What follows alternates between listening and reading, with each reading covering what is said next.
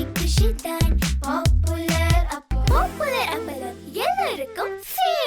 traditional, latest and modern jewelry, visit Jill Mill Fashion Jewelry at T Nagar, Chennai.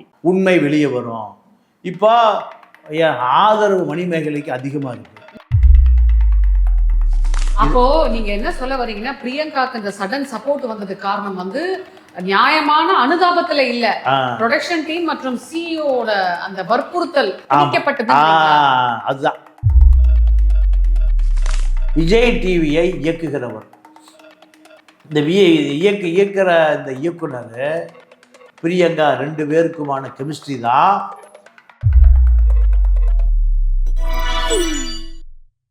வணக்கம் மக்களே, நிகழ்ச்சியில் நம்ம சந்திக்கவிருக்கும் சிறப்பு விருந்தினர் ஃபேமஸ் ஜேர்னலிஸ்ட் தமிழா பாண்டியன் சார். வணக்கம் சார். வணக்கம். குக் வித் கோமாளியில என்னதான் சார் நடக்குது பிரியங்காக்கும் மணிமேகலுக்கும்?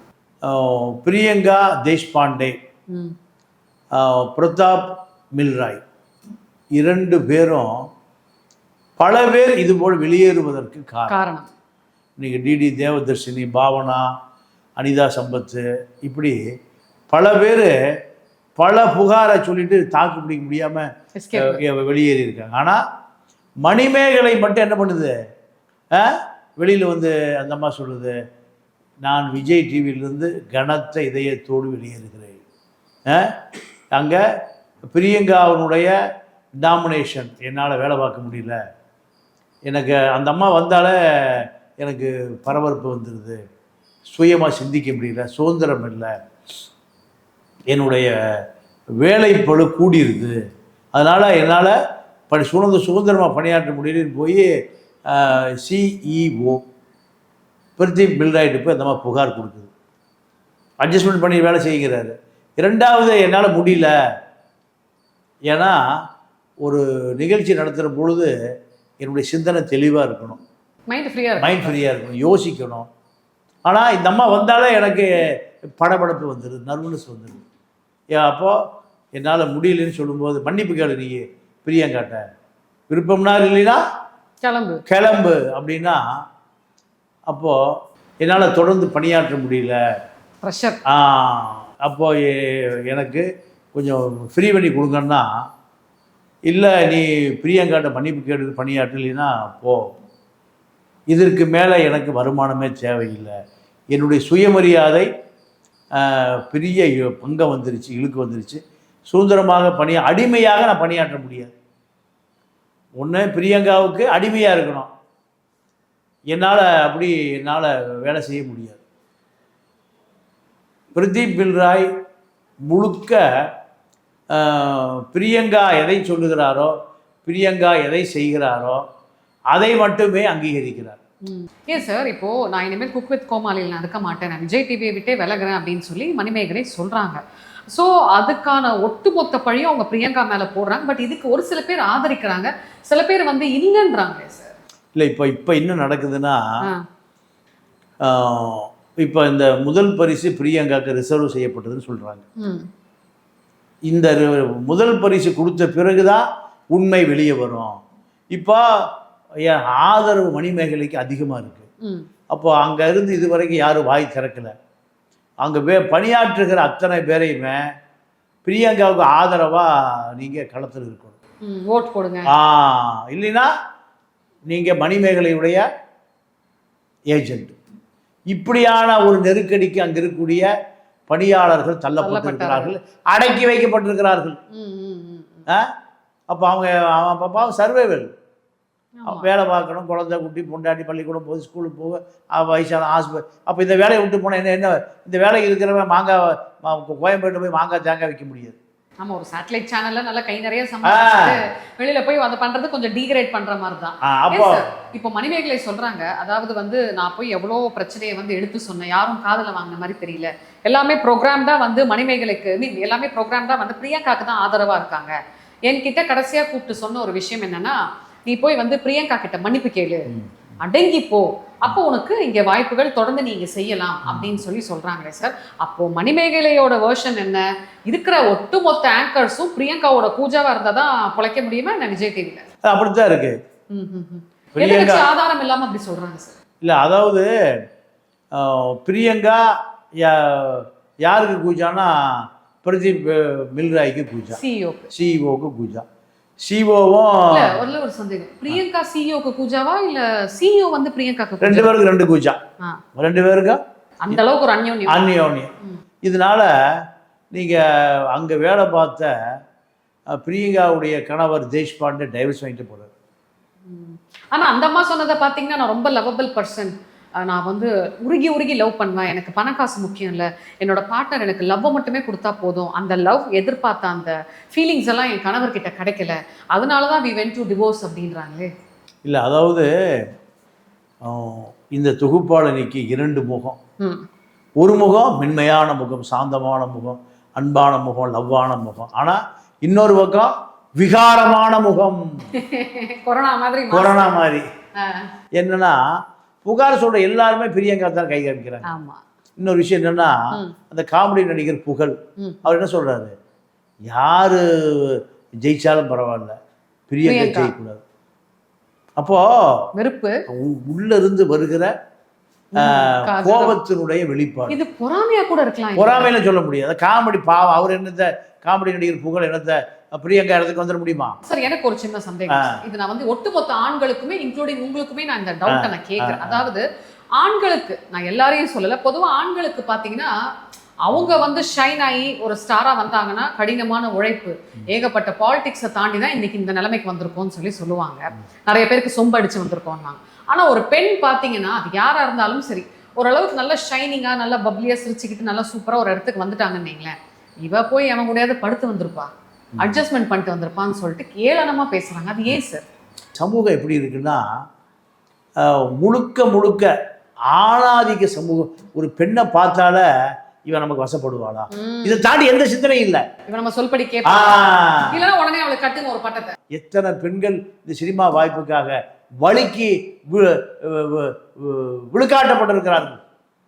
எல்லாம் இந்த சினிமா தான். அதாவது பாலியிலே சினிமாவா போச்சு.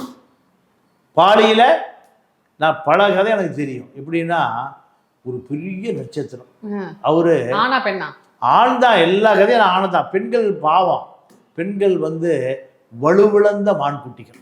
சிங்கத்துக்கு முன்னாடி, சிறுநரிகளுக்கு முன்னாடி, புலிகளுக்கு முன்னாடி அது ரத்தம் சிந்த வேண்டி இருக்கே தவிர அவர்கள் எழுத்து கேட்க முடியாது. அவர்களுக்கான பாதுகாப்பே இல்லை. அப்போது இது நடந்தது நான் ஒரு 60 வருஷத்துக்கு முந்தி. ஒரு நண்பர் சொன்னார், சினிமா வாய்ப்பு கேட்டு அந்த அம்மா வருது. அதுக்கு பின்னாடி பெரிய உச்ச நட்சத்திரம் ஆகிட்டாங்க. வாய்ப்பு கேட்டு வந்தால் ஒரு வீடு எடுத்து கொடுத்து வசதி வாய்ப்பெல்லாம் பண்ணி கொடுத்து சின்ன கூடவே வச்சுருக்கேன். அப்போ அந்த அம்மாவுக்கு சினிமா வாய்ப்பே வரல, எழுதி கேட்க முடியாது, அரசியல் பெரிய தலைவர். அப்போ அரசியல் சினிமா எல்லாம் அப்போ தினம் அழுது மூஞ்சி வீங்கி போகுது. அந்த காலத்தெல்லாம் விரவு கடை தான், சமையல் பண்ணுறக்கு விறகு தான்.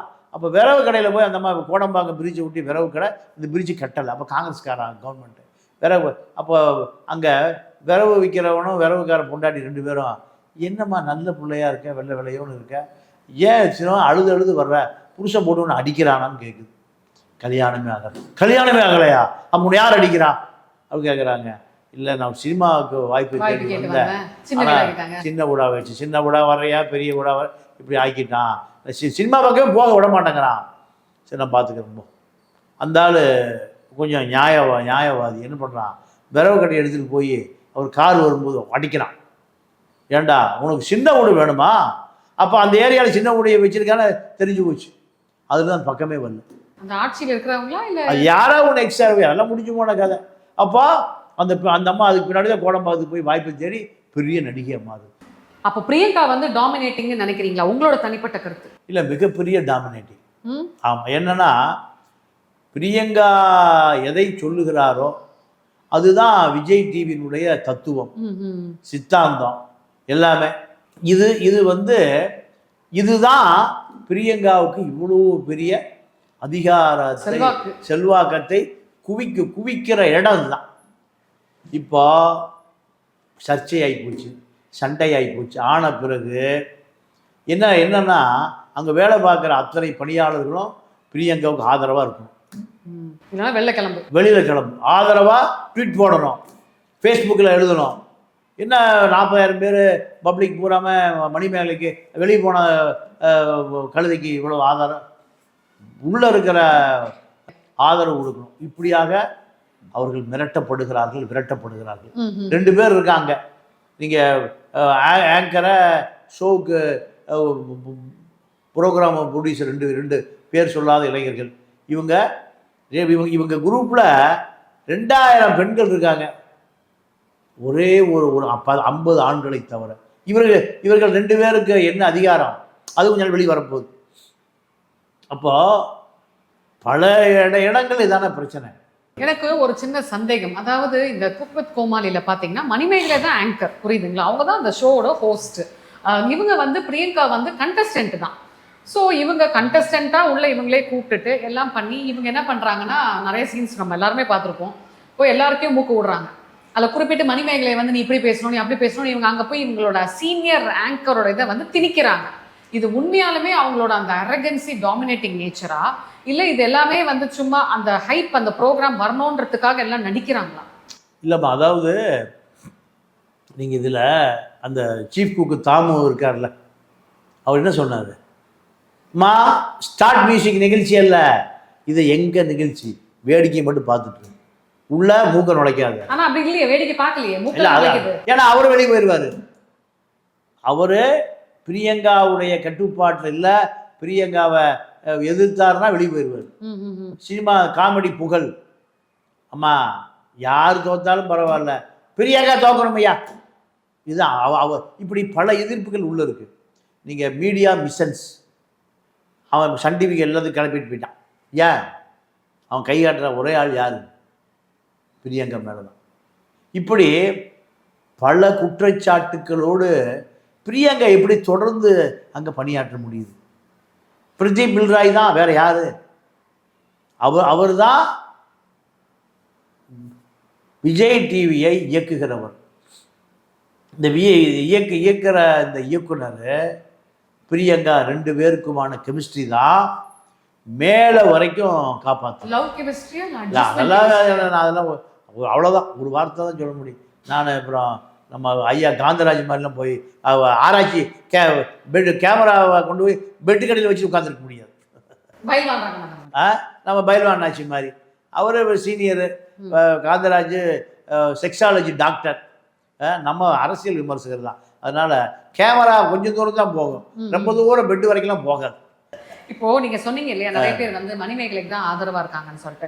இப்ப பாத்தீங்கன்னா அக்ஷரா ரெட்டி, பவானி, அதுக்கப்புறமேல்ட்டு வந்துட்டு சுனிதா, கியோரேஷ் எல்லாருமே வந்துட்டு பிரியங்காக்கு தானே ஆதரவு தெரிவிக்கிறாங்க.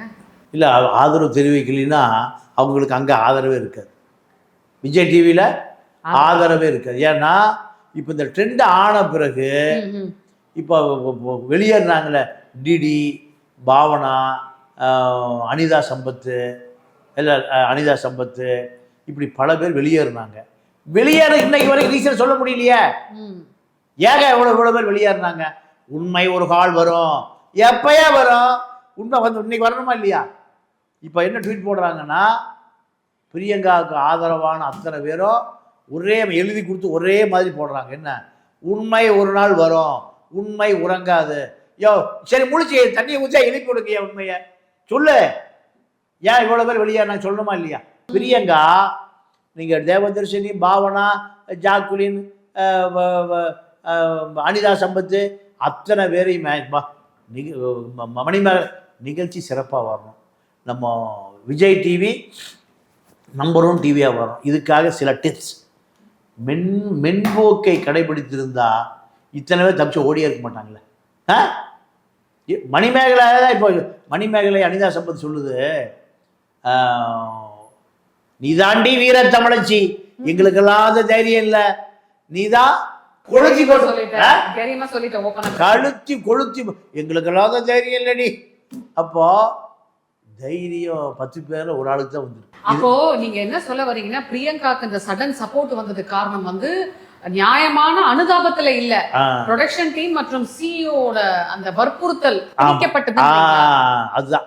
ஆணாதிக்க சமூகத்தை எதிர்த்து கேள்வி கேட்க முடியல, விஜய் டிவி எதிர்த்து கேள்வி கேட்க முடியல, யாரையும் எதிர்த்து கேள்வி, எல்லாம் வலுவாக ஒரு பெரிய அரணை அமைத்து கொண்டு அந்த பாதுகாப்பு இருக்கிறான். அப்போ மணிமேகலையை போன்ற, தேவதர்ஷினியை போன்ற, பாவனா, அனிதா சம்பத் எல்லாம் கண்ணீர் விடுவதை தவிர வேறு வழி இல்லை. இப்போ மணிமேகலை வந்து இவ்வளவு போல்டா வந்து எதிர்த்து இந்த மாதிரி விஷயத்த சொல்றாங்க இல்லையா, இப்போ இதனால அவங்களுக்கு வாய்ப்புகள் பறிக்கப்படுமே மத்த இதுல? வாய்ப்பே இல்லை, முடிஞ்சே போச்சு, அவ்வளோதான், ஃபீல்ட் அவுட். ஃபீல்ட் அவுட் வாய்ப்பே இல்லை. ஏன்னா எல்லா பக்கமுமே வந்து ஒரு பெரிய மாஃபியாக்கள் இருக்கான்.